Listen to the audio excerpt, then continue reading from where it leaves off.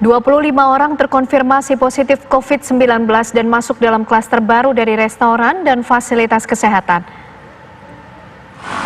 Bahkan pemirsa, dari 25 kasus, 1 orang dinyatakan meninggal dunia diduga terpapar COVID-19 adalah pemilik resto Bahrain.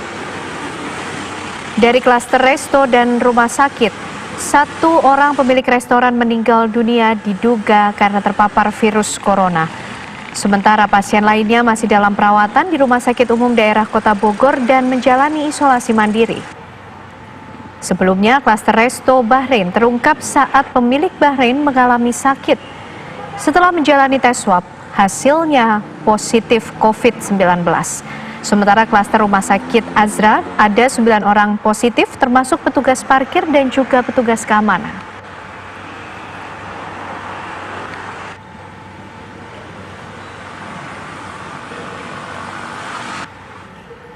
Dan untuk mengetahui bagaimana selengkapnya mengenai klaster baru di Bogor ini pemirsa, kami ajak Anda berbincang langsung dengan Wakil Wali Kota Bogor yang juga merupakan Ketua Satgas COVID-19 Kota Bogor, Bapak Dedi Arahim. Selamat sore, Kang Dedi. Selamat sore, Mbak Ken. Ya, Kang, kami ingin tahu terlebih dahulu mengenai klaster baru di restoran dan juga di fasilitas kesehatan ini, datanya seperti apa, Kang? Jadi yang untuk restoran, kami mendata ada 8 orang yang terkonfirmasi positif COVID-19. 6 diantaranya adalah warga Kota Bogor dan 2 warga Kabupaten Bogor. 1 diantaranya bahkan meninggal dunia semalam dan hari ini sudah dikebumikan.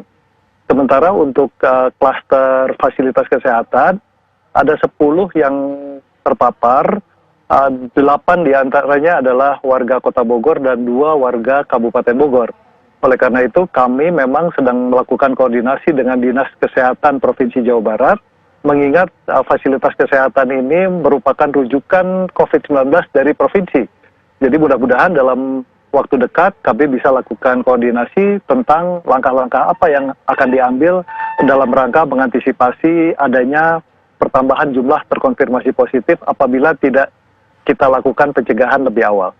Artinya, Kang, yang sejauh ini sudah dilakukan untuk memutus mata rantai dari klaster baru ini di restoran dan juga fasilitas kesehatan yang ada seperti apa? Untuk restoran, kami sudah lakukan penutupan ya sejak beberapa hari yang lalu dan kita harapkan 14 hari ke depan tentu restoran belum bisa dioperasionalisasikan. Sementara untuk fasilitas kesehatan, karena pertimbangannya adalah masih banyak pasien yang ada di rumah sakit, kami hanya menghimbau agar manajemen rumah sakit melakukan langkah-langkah pencegahan, termasuk juga melakukan penyemprotan disinfektan secara periodik dan rutin, dan juga kepada masyarakat yang memanfaatkan fasilitas kesehatan tersebut agar lebih hati-hati dan menerapkan protokol COVID-19 secara lebih ketat. Sudahkah dilakukan tracing, tracking maupun juga testing terhadap orang-orang yang diduga sempat mengalami kontak dengan yang positif COVID-19, Kang, dari restoran dan juga Vaskes ini?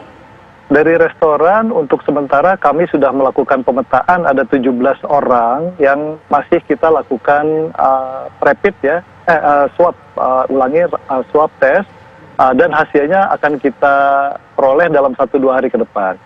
Sementara untuk fasilitas kesehatan, tentu karena jumlahnya relatif besar, tentu kita sedang koordinasikan lebih lanjut. Akan tetapi kami juga ingin mengetahui apakah artinya begini, apakah dimungkinkan juga para pegawai ini terpapar bukan dari fasilitas kesehatan, misalnya dari kantin kah, atau dari warung, atau dari musola, atau dari manapun yang kira-kira memungkinkan mereka bisa terpapar.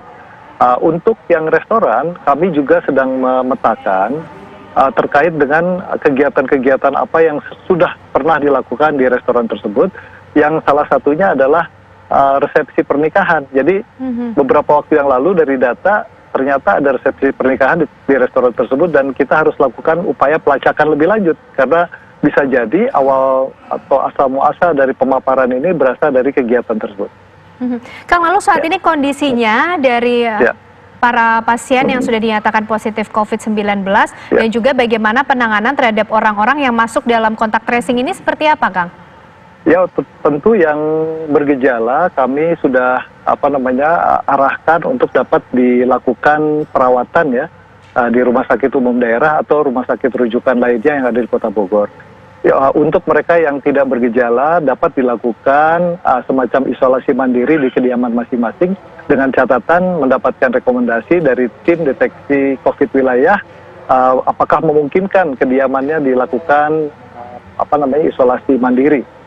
Kalau tidak kan berarti mereka harus geser ke rumah sakit. Baik, terima kasih Kang Dedi Rahim, Wakil Wali Kota Bogor yang juga merupakan Ketua Satgas COVID-19 sudah bergabung bersama kami di Kabar Khusus. Sehat selalu Kang Dedi. Ya, baik, terima kasih Mbak Ken. Ya.